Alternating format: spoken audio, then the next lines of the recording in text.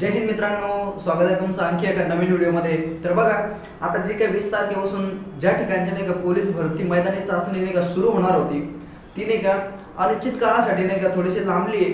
त्यामुळे नाही का बऱ्याच मुलांमध्ये नाही का संभ्रम तयार झाला असेल किंवा थोडीशी निगेटिव्हिटी आली असेल, तर नाही का ही निगेटिव्हिटी दूर करायची मित्रांनो। कारण की नाही का भरती नाही का लांबली बरं का, खूप लांबली। म्हणजे असं नाही का मनामध्ये नाही का हे करू नका, बाळगू नका की बाबा भरतीचं म्हणजे जे काही ग्राउंड होते आता ते नाही का आता लय लांबणार आहे, म्हणजे पार 2-3 महिने जात आहे त्या पुढं, तर नाही का असं काही प्रकार होणार नाही आहे। तर तुम्हाला नाही का लयत आणखी नाही का म्हणजे नेक्स्ट वीकमध्ये नाही का सॉरी नेक्स्ट मंथमध्ये नाही का तुमचे ग्राउंड नाही का पुन्हा सुरू होऊन जातील, पुन्हा म्हणजे डेट येऊन जाईल हे की नाही। त्यामुळे नाही का कुठल्याही प्रकारचा नाही का मनामध्ये नाही का निगेटिव्ह विचार येऊ द्यायचा नाही आणि नाही का आपली जी प्रॅक्टिस आहे ती सुरू ठेवायची।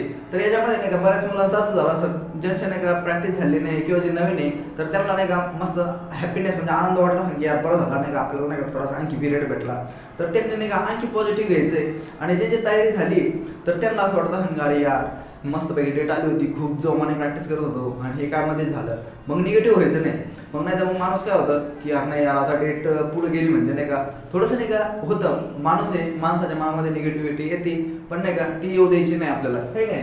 त्याचबरोबर नाही का जास्त व्हिडिओ बघत बसू नका। आता नाही का लय जण व्हिडिओ बनवतील की असं झालं तसं झालं, पोलीस भरती 4 महिने लांब, पोलीस भरती इतकं हे तितकं ते, आणि ते पाहूनच नाही का माणूस नाही का थोडंसं हँग होऊन जातं, व्हायबल होतं। त्यामुळे नाही का ते जास्त व्हिडिओ बघत बसायचं नाही, आपल्या कामावरती आपला हे करायचं म्हणजे काय काम काय करायचं तर आपला अभ्यास आणि प्रॅक्टिस यामध्ये नाही का सातत्य ठेवायचं, कंटिन्यू जे करत होतो ना ते चालूच ठेवायचंय। विजेता नाही का मित्रांनो तो होतो जो की नाही का स्पर्धेत नाही का टिकून राहतो किंवा मैदानात टिकून राहतो, तोच नाही का शेवटी विजय होतो आणि त्याच्या अंगावरती गुलाल चढतो आणि त्याच्याच अंगावरती ती वर्दी पण चढणार आहे। त्याचबरोबर बघा आता हा वेळ नाही का आपल्यासाठी इतका महत्वाचा आहे, इतका म्हणजे खूप, कारण नाही का ह्यो जो नाही का 1-1.5 महिन्याचा पिरियड तुम्हाला आणखी भेटेल, तर हा पिरियड तुमच्यासाठी खूप महत्वाचा आहे। आणि आता हे इलेक्शन पिरियडमुळे नाही का भरती प्रोसेस ही लांबत आहे, तर नाही का त्याला इग्नोर करून आपलं काम आपण चालू ठेवायचं। कारण ही वेळ नाही का पुन्हा येणार नाही, एकदा निघून गेली ना।